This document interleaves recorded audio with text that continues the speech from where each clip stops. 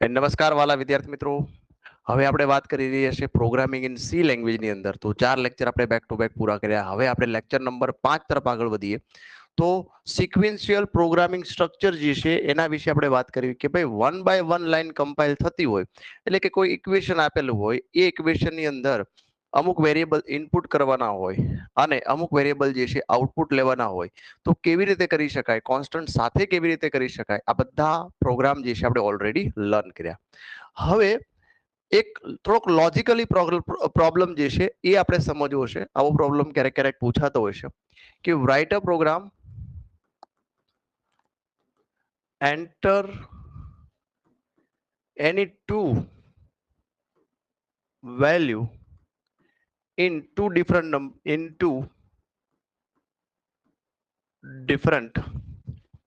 variable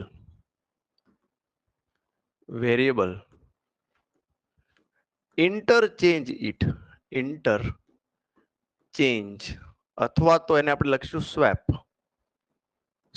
it. એટલે એમ સમજો કે ભાઈ એ ની અંદર 5 હોય, બી ની અંદર 7 હોય, પ્રોગ્રામ રન કરીએ તો એની અંદર 7 આવી જાય અને બી ની અંદર 5 આવી જાય. એટલે વેલ્યુ એક્સચેન્જ કરવાની છે. વેલ્યુ શું કરવાની છે આપણે? એક્સચેન્જ. એ ની વેલ્યુ બી માં નાખવી છે, બી ની વેલ્યુ એ માં નાખવી છે. તો કેટલા વેરિયેબલ લેવા જોઈએ? ફર્સ્ટ ઓફ ઓલ કેટલા વેરિયેબલ લેવા જોઈએ? લખીએ હેશ ઇન્ક્લુડ, થોડીક પેન નાની કરીએ,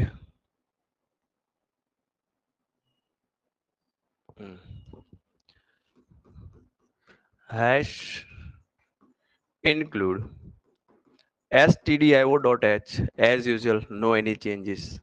Same integer main, second line as usual, no any change, and third line is also same as previous all program. Hash include studio.h integer main open braces. હવે શું કરવાનું sir? હવે આપણે કરવું છે કે ભાઈ કેટલા વેરિયેબલ લેવા જોઈએ. તો લેટ મી ટ્રાય. ઇન્ટીજર ની અંદર આપણે એ વેરિયેબલ લેશું, બી વેરિયેબલ લેશું. હવે પ્રશ્ન એ છે કે ભાઈ એની અંદર સાંભળજો બરાબર, એની અંદર કઈ વેલ્યુ છે કે ભાઈ એ બરાબર 5 છે, બી બરાબર 7 છે. તો હવે આપણે કરવું છે શું? તો કે એમાં 7 આવી જોઈએ અને બી માં 5 આવવો જોઈએ. તો શું આ ત્રીજા વેરિયેબલ વગર થાય ખરું? પોસિબલ છે, મેથેમેટિકલ રીતે પોસિબલ છે, પણ પ્રેક્ટિકલી જોવા જઈએ કે એક કપમાં ચા છે, એક કપમાં કોફી છે. હા સર, તો હવે ચા વાળા કપમાં કોફી લેવી છે, કોફી વાળા કપમાં ચા લેવું છે, તો કેમ કરવું? તો એવું કરી શકાય કે આને ઉલાળો ઉપર, આને ઉલાળો, પછી આ રીતે બે કેચ કરી લ્યો. પણ એવું પ્રેક્ટિકલી પોસિબલ નથી. તો શું કરવું જોઈએ? તો સર એના માટે આપણે કરવું જોઈએ કે ભાઈ એ વેરિયેબલ, બી વેરિયેબલ અને એક નવો વેરિયેબલ લેવો જોઈએ સી. ખાલી કપ લેવો જોઈએ સર. તો એ કપમાં જે ચા હતી એ સી માં નાખી દો. એટલે એ હવે ખાલી થઈ ગયો. લખતા જઈએ. શું કર્યું આપણે? તો કે એની વેલ્યુ સી માં નાખી. ઊંધું લખવાનું. એટલે કે એની વેલ્યુ કેમાં નાખી? સી માં નાખી. સાંભળજો બરાબર. પછી એ ખાલી થઈ ગયો. હવે સર બી ની વેલ્યુ એ માં નાખી દો. તો હવે બી ખાલી થઈ જશે, એ ભરાઈ જશે. તો બી ની વેલ્યુ ક્યાં નાખી આપણે? એ માં નાખી દીધી. હવે સી માં કઈ વેલ્યુ હશે સર? એ માં જે જૂની વેલ્યુ હતી એ. તો આ સી ની વેલ્યુ ક્યાં નાખી દો? બી માં નાખી દો. તો ફાઇનલી સી ની વેલ્યુ ક્યાં નાખી દો? બી માં. તો ટોટલ 3 લાઈન નું લોજિક. આ પહેલું સ્ટેપ, આ બીજું સ્ટેપ અને આ ત્રીજું સ્ટેપ. તો ટોટલ આમાં 3 વેરિયેબલ લેવા જોઈએ અને આ 3 લાઈન નું લોજિક લખવાનું છે. ચલો ટ્રાય કરીએ. તો એ, બી અને સી વેરિયેબલ લખ્યા. હા, હવે પેલા પ્રિન્ટ કરાવીએ. એન્ટર તો કરાવીએ. પ્રિન્ટ એફ અહીંયા લખીએ એન્ટર એ, એની વેલ્યુ પ્રિન્ટ કરો. મેસેજ આપો ખાલી scanf %d એન્ડ એ. ચલો આનાથી શું થાય સર? આનાથી એ ની વેલ્યુ જે છે એ પ્રિન્ટ થઈ જશે. બરાબર? એટલે પ્રિન્ટ એટલે કે ટૂંકમાં સ્કેન થઈ જશે. બીજું લખીએ. ચલો અહીંયા જગ્યા નથી, આપણે નેક્સ્ટ લાઈન લખીએ. અહીંયા આગળ લખીએ કે ભાઈ પ્રિન્ટ એફ એન્ટર બી. બી ની વેલ્યુ એન્ટર કરો. ચલો તો બી ની વેલ્યુ એન્ટર કરશો. scanf %d એન્ડ બી. ચલો બી ની વેલ્યુ એન્ટર થઈ ગઈ. હવે તો કે લોજિક કદાચ ભૂલાઈ જાય તો આ લખી નાખવાનું એ બી સી. આમ યાદ રાખવાનું બી ની વેલ્યુ ક્યાં નાખીએ આપણે એ માં. આ પહેલું સ્ટેપ. તો ઊંધું લખવાનું કે ભાઈ બી ની વેલ્યુ એ માં આપણે પ્લેસ કરી. પછી બીજું તો કે એ હવે સોરી ડાયરેક્ટ ન જાય, મારી ભૂલ છે અહીંયા આગળ. આ પણ કાઢી નાખીએ. ફરીથી લખીએ એ બી અને સી. એની વેલ્યુ સી માં નાખો, જેમાં ખાલી કપ હોય એમાં નખાય, પછી ચલકાઈ જાય. Okay sir. તો એની વેલ્યુ ક્યાં નાખીએ આપણે સર? એની વેલ્યુ સી માં. એનો મતલબ હવે એ ખાલી છે. આ પહેલું સ્ટેપ થઈ ગયું. હવે સર બી ની વેલ્યુ જે છે એ તમે એમાં નાખો. Second step. એનો મતલબ બી ની વેલ્યુ એમાં અસાઇન કરી. ઓકે. હવે સી માં શું હશે? તો કે એની વેલ્યુ ઓલરેડી પડી છે, બી ખાલી છે. સી ની વેલ્યુ બી માં નાખી દો. તો આ થઈ ગયું ત્રીજું સ્ટેપ. તો લખીશું અહીંયા સી ઇઝ ઇક્વલ ટુ બી. તો 3 ટ્રાયલ લોજિક. હવે ચેક કરવું છે કે ભાઈ આ વેલ્યુ આવી કે નથી આવી. નાઉ વી વોન્ટ ટુ ચેક. તો વારાફરતી એ અને બી બંનેને પ્રિન્ટ કરી દો. મેસેજ લખો પ્રિન્ટ એફ. આ રીતે પ્રિન્ટ એફ. અહીંયા લખીએ આફ્ટર ઇન્ટરચેન્જ, એટલે કે ઇન્ટરચેન્જ થયા બાદ. આફ્ટર ઇન્ટરચેન્જ અહીંયા આગળ એને પ્રિન્ટ કરી દઈએ. એક સાથે પણ કરી શકે કે ભાઈ એની વેલ્યુ જોજો બરાબર એક સાથે કેમ પ્રિન્ટ થાય. એ બરાબર પરસેન્ટેજ ડી, પછી કોમા કરવાનું, બી બરાબર પરસેન્ટેજ ડી. સાંભળજો બરાબર. ઇન્વર્ટેડ કોમા ખતમ, કોમા. આ પરસેન્ટેજ ડી બરાબર શું આવવું જોઈએ? તો કે પેલા એ ની વેલ્યુ પ્રિન્ટ કરો એ. આ પરસેન્ટેજ ડી બરાબર શું આવવું જોઈએ? બી. તો એક સાથે બે અથવા બે કરતા વધારે વેરિયેબલ પણ સિંગલ લાઈનમાં પ્રિન્ટ કરી શકો. આ રીતે લખો, અથવા તો ઇન્ડિવિજ્યુઅલ લખો કે એ બરાબર પરસેન્ટેજ ડી એને પ્રિન્ટ કરો, બીજું પ્રિન્ટ એફ મારો. આ રીતે પણ લખી શકાય. બરાબર. ચલો તો અહીંયા આગળ આપણે રિટર્ન પૂરું કરી દઈએ. પ્રોગ્રામ પૂરો થઈ ગયો. રિટર્ન 0 અને ફાઇનલી ક્લોઝ બ્રેસીસ. તો આનો આઉટપુટ શું આવે? ચલો સમજીએ. સર આનો આઉટપુટ શું આવે? તો પહેલા આપણે લખ્યું ઈ એન્ટર એ. ચલો 5 એન્ટર કર્યું. બીજું લખેલું આવશે એન્ટર બી. 7 એન્ટર કર્યું. તો હવે આ લાઈન પ્રિન્ટ થશે કઈ? After interchange. એટલે આ લાઈન પ્રિન્ટ થશે આફ્ટર ઇન્ટરચેન્જ. ઇન્ટરચેન્જ થયા પછી હવે ડાયરેક્ટ એની વેલ્યુ 5, પછી અહીંયા ડાયરેક્ટ બી ની વેલ્યુ સોરી એની વેલ્યુ 7 અને બી ની વેલ્યુ કેટલી આવશે? 5. લ્યો આવો આઉટપુટ આવશે. અને જો તમારે થોડુંક ફોર્મેટિંગ ટૂલ યુઝ કરીએ આપણે કે ભાઈ સર આ બંને વચ્ચે મારે શું કરવું છે? તો કે સ્લેશ ટી આપો, થોડીક જગ્યા આપી છે, અહીંયા કોમા લખ્યું છે. તો ફિલહાલ અહીંયા શું આવશે? વચ્ચે કોમા આવશે. ફિલહાલ વચ્ચે કોમા આવશે. ન્યૂ લાઇન કેરેક્ટર એ હજી આપણે ભણવાનું બાકી છે, ફોર્મેટિંગ ટૂલ વાળું. બરાબર છે. અત્યારે આપણે સીધો પ્રોગ્રામિંગ ઉપર ફોકસ કરીએ છીએ. ચલો ક્લિયર છે? રેઝ હેન્ડ કરો. એટલું ક્લિયર બાળકો? ઓકે. હવે આ જે છે ને સ્વેપિંગ ઇટ અહીંયા લખીએ વિથ થર્ડ વેરિયેબલ. આનો આ જ પ્રોગ્રામ સેમ પ્રોગ્રામ આપણે વિધાઉટ થર્ડ વેરિયેબલ કરવો છે. આને કાઢી નાખું છું. વિધાઉટ થર્ડ પ્રોગ્રામ અહીંયા લખીએ question. Write a program, enter two value into two different variable and interchange it. and interchange લખો, swap લખો, બરાબર છે. interchange it without third variable. Third variable વાપર્યા વગર કરો. તો પેલા લોજિક વિચારીએ. ચલો નેક્સ્ટ લાઈનમાં વિચારીએ કે ભાઈ એ બરાબર 5 છે, બી બરાબર 7 છે. તો હવે વિચારીએ કે ભાઈ આપણે ત્રીજો વેરિયેબલ લેવાનો નથી. તો હું આવું ટ્રાય કરું કે ભાઈ બી બરાબર એ પ્લસ બી. બી બરાબર A plus B. Okay sir. અને એ બરાબર લખીએ એ માઇનસ બી. ચલો ટ્રાય કરીએ. આનાથી કઈ થાય ખરું? ચલો ચેક કરીએ. આનું આપણે ટ્રાય કરીએ કે ભાઈ એ પ્લસ બી 7 ને 5. અહીંયા બી ની વેલ્યુ 12 આવી ગઈ. બી ની વેલ્યુ અહીંયા બી માઇનસ એ કરીએ. ચલો બી ની વેલ્યુ 12 આવી ગઈ.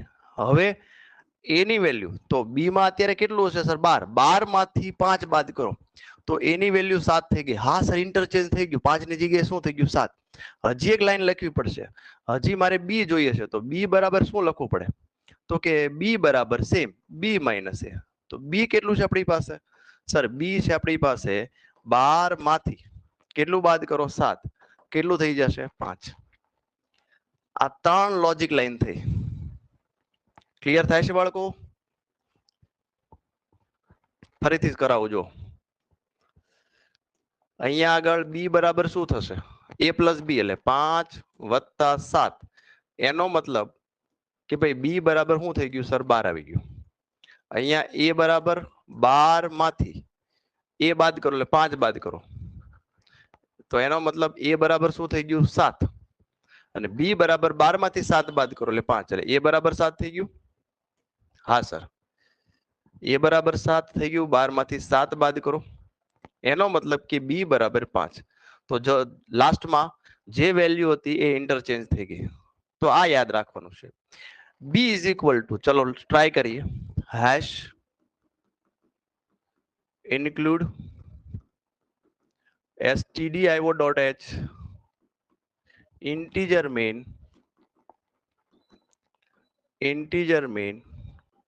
open braces. ધેન આફ્ટર અહીંયા આપણે વેરિયેબલ લઈ લઈએ ઇન્ટીજર a, b. બે જ વેરિયેબલ લેવાના છે. થર્ડ વેરિયેબલ યુઝ કરવાનો નથી. પ્રિન્ટએફ લઈએ printf direct dynamically initialization sorry static value આપી દો તો પણ ચાલે. Enter a scanf capital S નહીં લખવો. લખાઈ જાય તો સ્મોલ કરી લેવો. Scanf percentage d and a.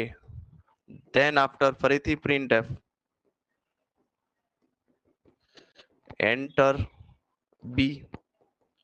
ચલો બી એન્ટર કર્યો. હા sir same scanf percentage d and b. ચલો એ અને બી એન્ટર થઈ ગયા સર. હવે સિમ્પલ લોજિક આ જે 3 લાઈન લખી છે એ જ લાઈન લખવાની છે. 3 લાઈન લોજિકલી લખી નાખો. તો લખવાનું અહીંયા કે સર બી બરાબર શું થાય સર એ પ્લસ બી એવું લખ્યું છે ને ચેક કરી લઈએ. હા બી બરાબર શું થશે એ પ્લસ બી. એ બરાબર બી માઇનસ એ. બી બરાબર બી માઇનસ એ. 3 લાઈન લોજિક. હવે આફ્ટર ઇન્ટરચેન્જ અહીંયા લખીશું પ્રિન્ટએફ ની અંદર printf after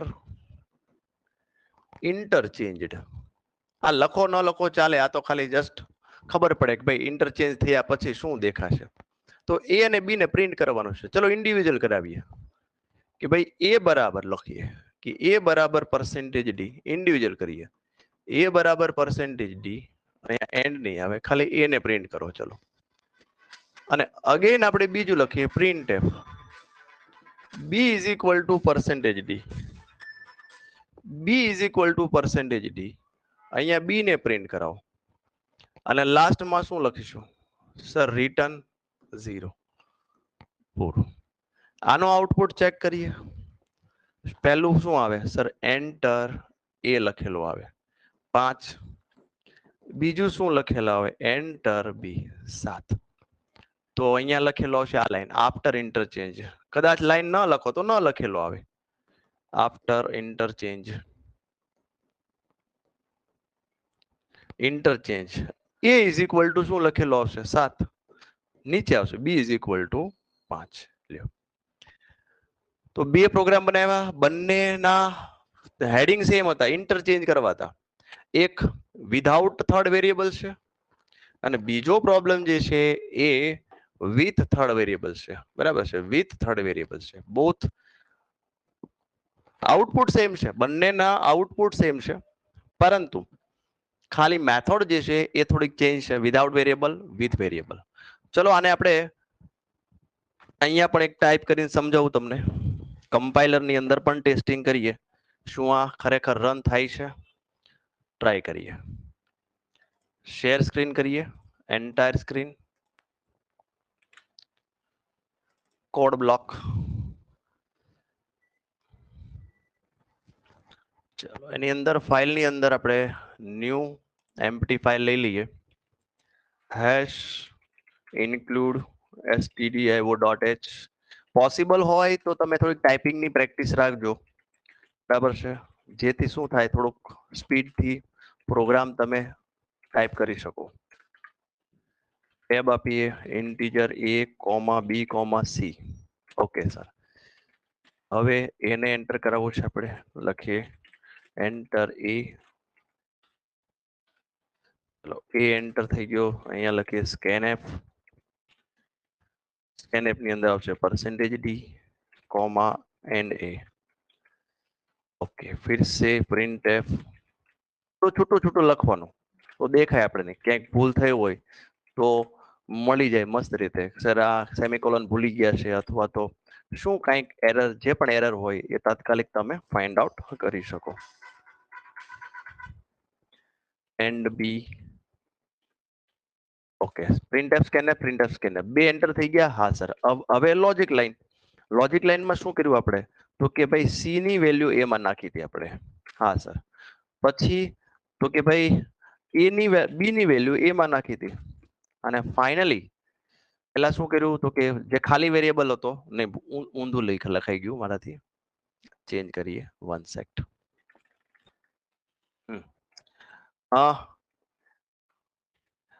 સી ની વેલ્યુ એ માં નાખવી હતી, એટલે સી ઇઝ ઇક્વલ ટુ એ ની વેલ્યુ સી માં નાખી. ઓકે એટલે સી ખાલી હતો, એ માંથી વેલ્યુ ક્યાંમાં આવી, સી માં, એ ખાલી થઈ ગયું.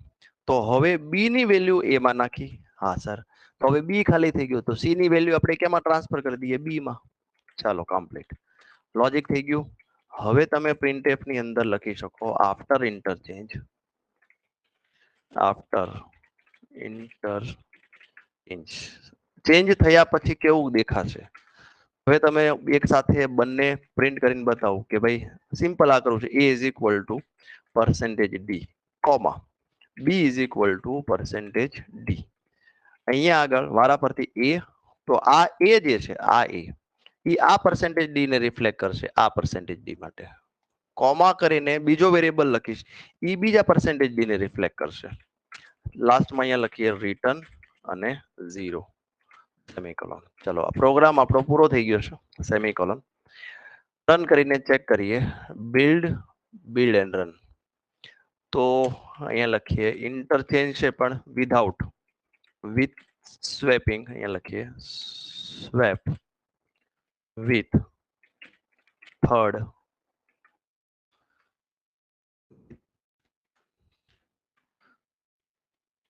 વેરિયેબલ.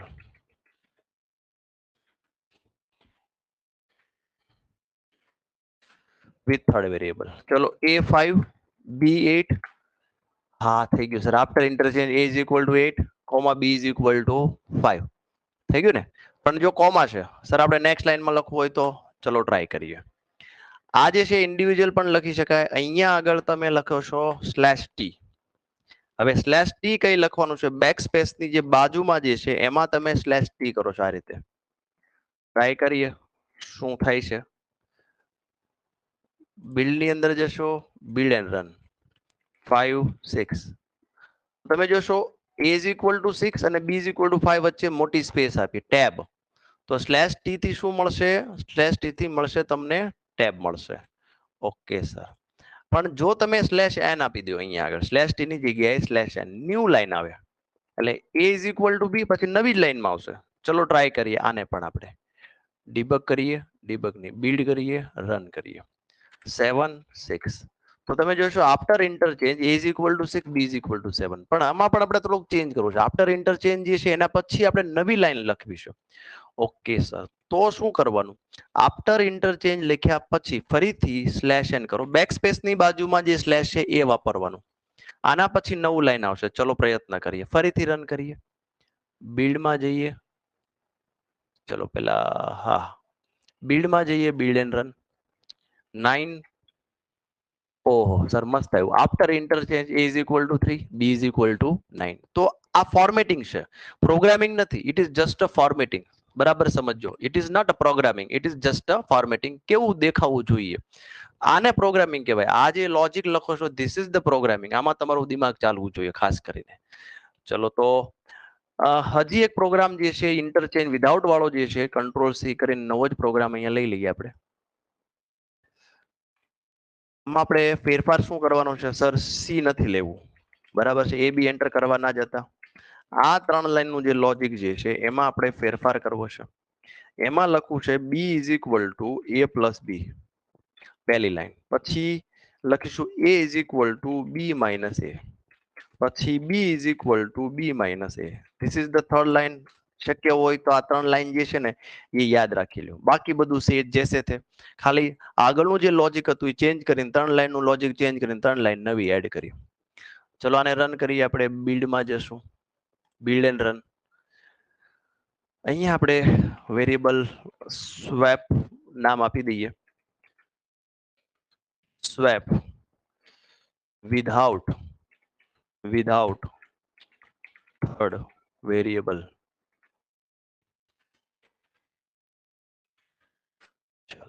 તો હવે તમે જોશો 9 8.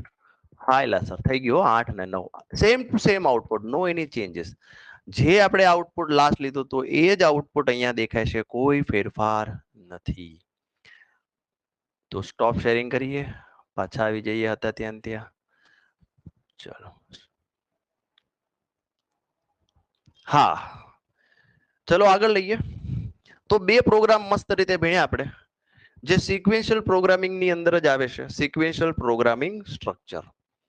હવે અહીંયા આપણે સિક્વેન્શિયલ પ્રોગ્રામિંગ સ્ટ્રક્ચર જે છે એને પૂરું કરીએ છીએ. 5 લેક્ચર થી આપણે સિક્વેન્શિયલ પ્રોગ્રામિંગ સ્ટ્રક્ચરના. હવે આપણે નેક્સ્ટ ટોપિક જે છે એ ભણવાના છીએ કન્ડિશનલ. ઓકે, તો અહીંયા લખીએ આપણે કન્ડિશનલ સ્ટ્રક્ચર. ન્યૂ ટોપિક છે.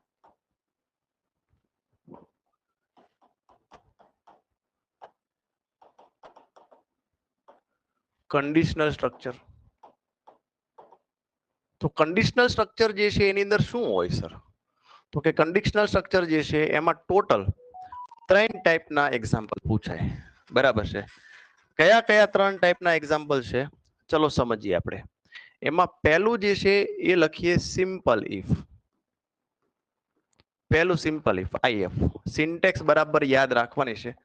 સિમ્પલ ઇફ કેપિટલ માં જ મારીએ, સિમ્પલ ઇફ.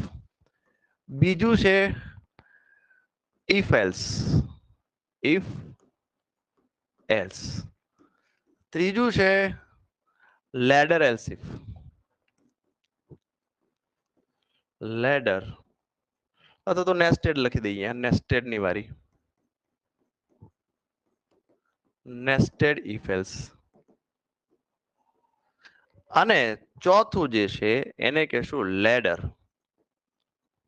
else if. અને else if બોલાય છે, if else નથી બોલાતું. Ladder else if. તો ટોટલ 4 વસ્તુ ભણ્યું છે. Simple if else, nested if else, ladder else if. One by one આપણે ચેક કરતા જઈએ. એમાં પહેલું ચેક કરીએ, first one, simple if.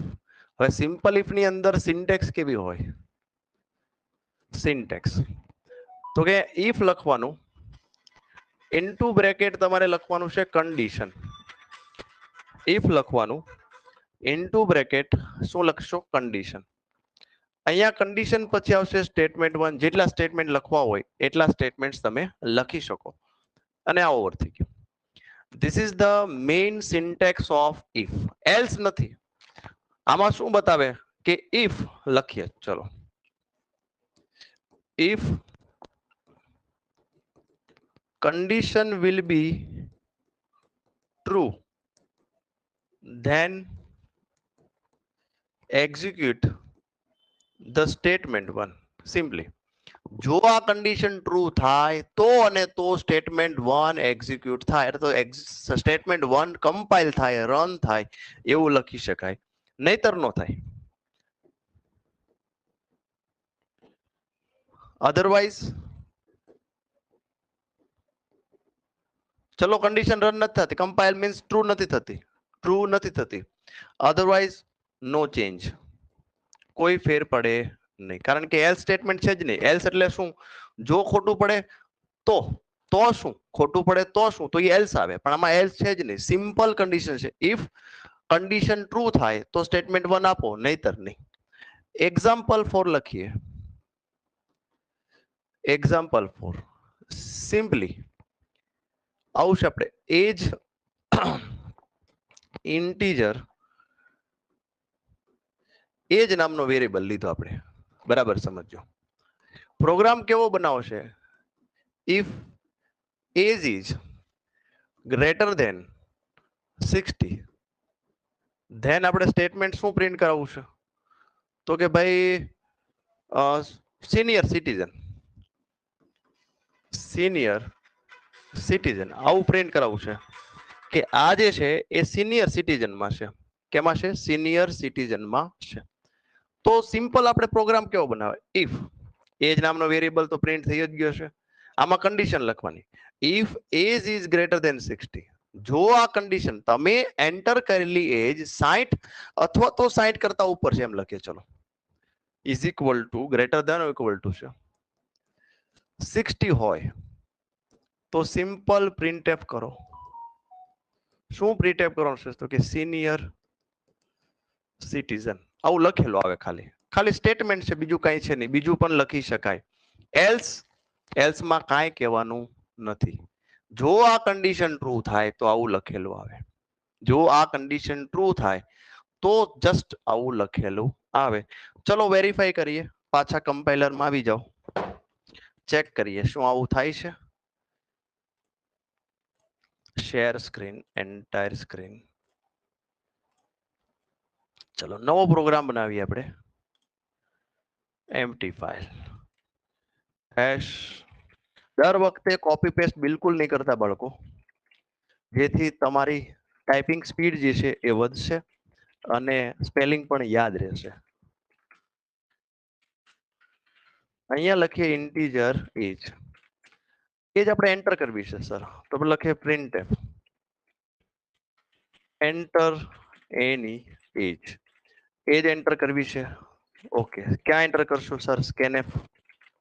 Scanf ની અંદર %d કોમા એન્ડ એજ. ચલો એજમાં વેલ્યુ એન્ટર થઈ ગઈ. હા સર. હવે તો કે કન્ડિશન ઇફ ની અંદર હું લખવાનું થાય? તમે કરેલી age greater than or equal to 60 હોય તો જોજો. હવે ઇફ ની અંદર સેમિકોલોન નથી, ખાસ યાદ રાખજો. ઇફ ના કાઉન્સની પાછળ સેમિકોલોન નથી. અહીંયા just we have to print the messages કે ભાઈ સિનિયર સિટીઝન આવું લખવું જ ખાલી આપણે. ઓકે, બસ એ પૂરું. એલ્સમાં કાંઈ નથી. અહીંયા લખીશું આપણે રિટર્ન રિટર્ન 0. ઓકે, તો આ પ્રોગ્રામને રન કરીએ. ચલો રન કરવા માટે બિલ્ડમાં જઈએ, બિલ્ડ એન્ડ રન. તો નામ આપી દઈએ સિમ્પલ ઇફ.